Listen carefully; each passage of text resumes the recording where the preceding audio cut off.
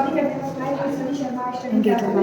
This is my project. ये HCF और LCM solve करने का एक प्रोजेक्ट बनाया है। एचसीएफ यानी कि हाईएस्ट कॉमन फैक्टर और एलसीएम यानी कि लोएस्ट कॉमन मल्टीपल।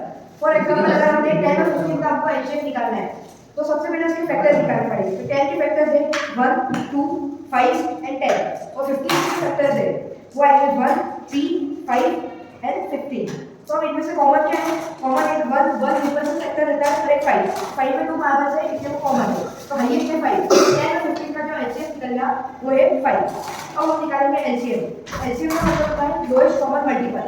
तो सबसे पहले अगर एग्जांपल के लिए हम 2 4 और 6 के मल्टीपल निकालेंगे, एलसीएम निकालेंगे।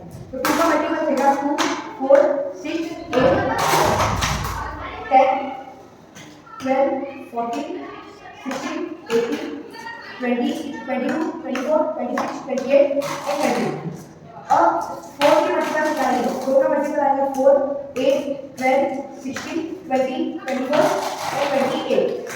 अब 6 के मल्टीपल निकालेंगे। 6 के मल्टीपल आएंगे 6 12 18 22 24 एंड 30। तो जो कॉमन फैक्टर्स है, कॉमन मल्टीपल्स है इसमें, वो है 12 और 24। जो अब हमको निकालना है लोएस्ट, तो लोएस्ट है 12। तो 2 4 6 का जो मल्टीपल आएगा, एलसीएम आएगा, वो रहेगा 12।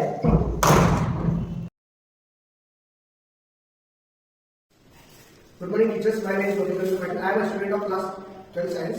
Here I am presenting a Tesla bulb which was first introduced by Nikola Tesla on 21st of April 1891. Ma'am, teachers, as you can see here, I have used component like copper wire, 22 ohm resistor, a 2 and 2288 transistor, 9 volt battery connector, bulb, switch and a insulated copper wire. Now this system is made such that there will be a wireless electricity around the Tesla bulb. And as you can see here, I have used a transistor which is made up of three layer of semiconductor, and as you can see there are 3 connector, base and RTD.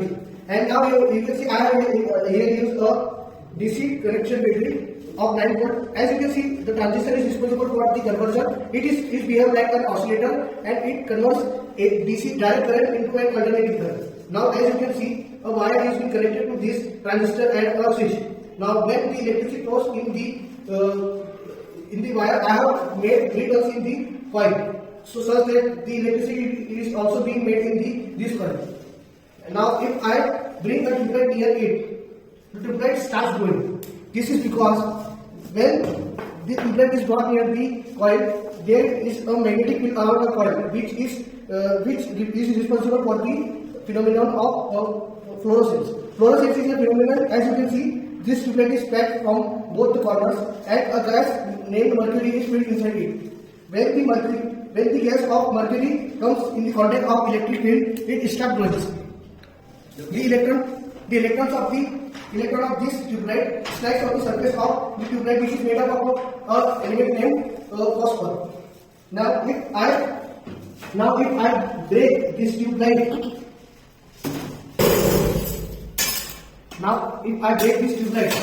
there will be no conduction of electricity because of the gas has been released from this tubelight. Good afternoon to all. तो ये हमारा project class 11 commerce के द्वारा है, जिसमें हमारा main motive है future of the villages, जिसमें हम बैंक्स के बारे में बता रहे हैं कि आने वाले समय में जो बैंक्स है उसमें जो डेवलपमेंट होगा वो कुछ इस प्रकार से रहेगा। एसबीआई जैसी बड़ी बैंक की एक छोटी सी ब्रांच एक छोटे से गाँव में भी रहेगी, जिससे हमें विड्रॉ डिपॉजिट करने में आसानी होगी। Thank you.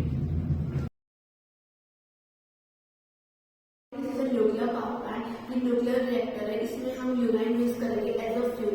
उसके बाद में जो रेडिएशन जो निकलेगी उससे न्यूट्रॉन्स जो है वो फास्ट फ्लो करने लगेंगे। उसको हम कंट्रोल करने के लिए बोरॉन और कैडमियम का यूज करते हैं। उसके बाद जो रिमेनिंग जो न्यूट्रॉन्स होंगे हम उसको यूज करेंगे रेडियो और ग्रेफाइट के थ्रू। उसके बाद जो ये हीट जो प्रोड्यूस करेंगे, वाटर बॉयल होकर इसमें वेपर होगा और फिर वेपर जो होगा वो फ्लो होकर यहाँ पे टरबाइन स्टार्ट होकर यहाँ पर इलेक्ट्रिसिटी जनरेट होती है। इसमें हम कोल भी यूज कर सकते हैं, इससे जो धुआं जो निकलेगा वो कूलिंग टावर से फ्लो हो जाएगा। उसके बाद यहाँ पे ह्यूमन जो है वो ज़्यादा एसेंशियल है एज कम्पेयर टू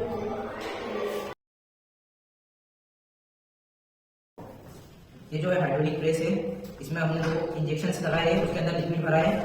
ये लिक्विड का हम फोर्स करेंगे तो ये लिक्विड वर्क जो है उधर जाएगा, इंजेक्शन इधर, तो इससे ये ऊपर उठेगा और फिर ये अपन पीछे खींचेंगे तो ये नीचे आएगा। इसको जो है पास्कल्स लॉ से बनाया गया है। ये एक लेजर लाइट सिक्योरिटी सिस्टम है। जैसे हमने यहाँ पे लेजर चलाया है तो ये तीन गियर से रिफ्लेक्ट होकर यहाँ पे एक सेंसर लगा है, उस सेंसर में चले जाएगा। फिर हमने जो ये बजर है उसे चालू कर दिया। जब तक ये लेजर लाइट ये सेंसर में पड़ेगी तब तक ये शांत रहेगा। जैसे कोई सा ऑब्स्टेकल या कुछ इसे महसूस हुआ कि कुछ हो रहा है, बीच में हमारा हाथ आ गया तो मतलब ये इन्फॉर्म करेगा कि यहाँ पे कुछ एक्टिविटी हुई है।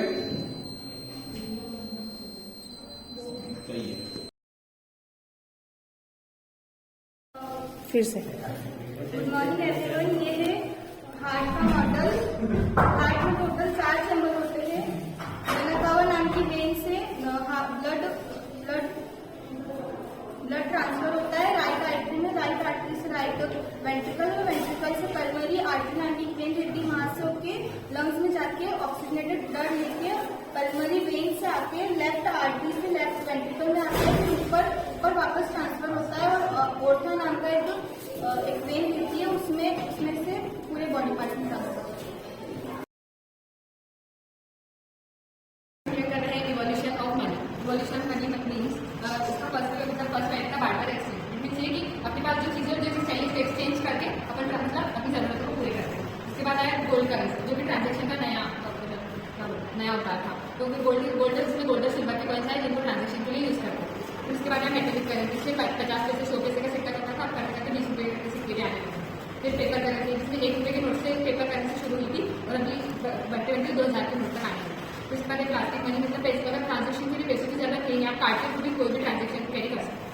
उसके बाद इलेक्ट्रॉनिक मनी, मतलब ना कार्ड की जरूरत है ना पैसे की, आप सिर्फ डायरेक्ट फोन से ही आप पेमेंट कर सकते हो, कोई भी ट्रांजेक्शन को कर सकते हैं।